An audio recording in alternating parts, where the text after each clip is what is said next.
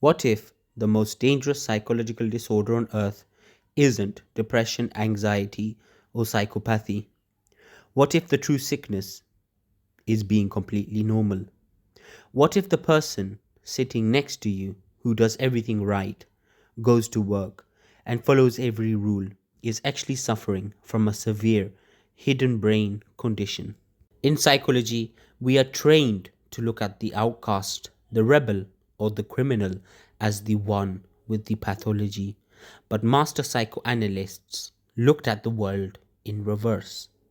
Erich Fromm diagnosed a terrifying condition he called normopathy.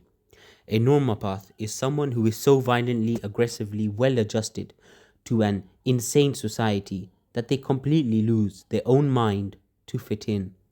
They do not have a personality, they have a script.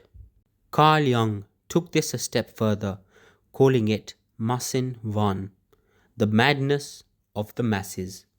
Jung realized that when an individual hallucinates, we call them crazy. But when millions of people share the exact same hallucination, we call it culture. The normie is not healthy. They are simply part of a collective delusion. They have traded their unique human consciousness for a comfortable seat in a psychological matrix. To understand how this trap is built, we have to look at French psychoanalyst Jacques Lacan. Lacan proved that from the moment you are a toddler, your ego is formed by looking outside of yourself. You look at your parents, your teachers, and now your data. Lacan called this invisible dictator the big other. The big other is the unwritten rule book of society.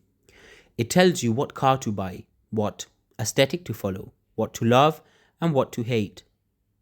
The ultimate tragedy of the normie is that they mistake the desire of the big other for their own. When they say, I want a fancy job, or I want this lifestyle, it is not them talking. It is a dead script playing through a living puppet. This isn't just philosophy, it's basic neurology. Every time you confirm, every time you look at a trend, copy it, and get validation from the crowd, your brain releases a tiny flood of dopamine. It's a chemical reward for being a good sheep. But Sigmund Freud warned us about the dark side of this comfort. Freud discovered the death drive, the subconscious human urge to return to a state of absolute stillness, zero conflict, and total numbness. Being a normie is the ultimate fulfillment of the death drive. It is a slow motion psychic suicide. To achieve total comfort, you have to lobotomize your own uniqueness. However, you cannot destroy your true self without a fight.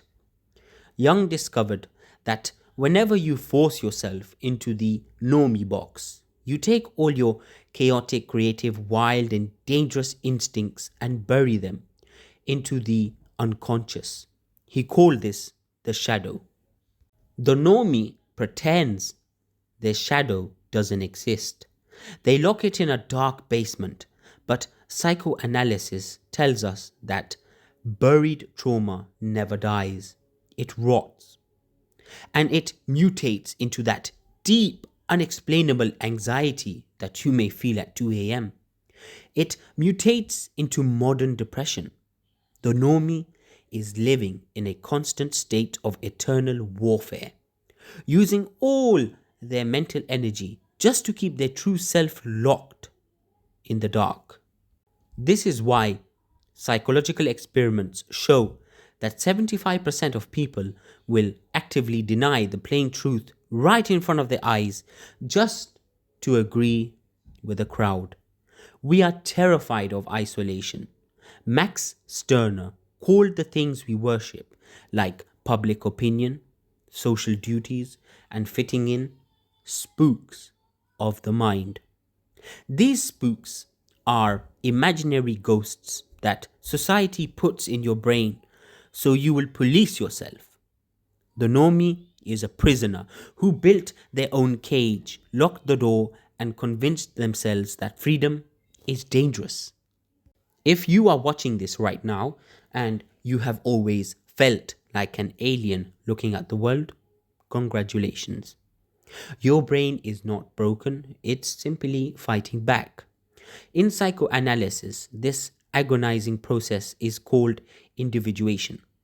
It is the painful, lonely birth of becoming a real, distinct human being instead of a carbon copy.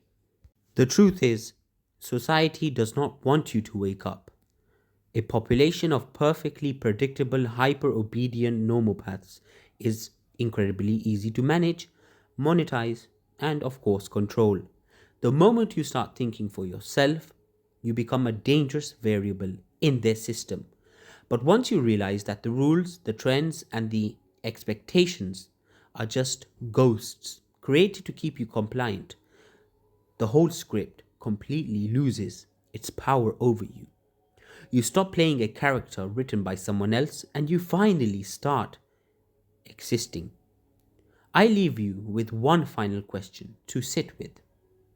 Are you actually awake, or are you just an incredibly well behaved puppet?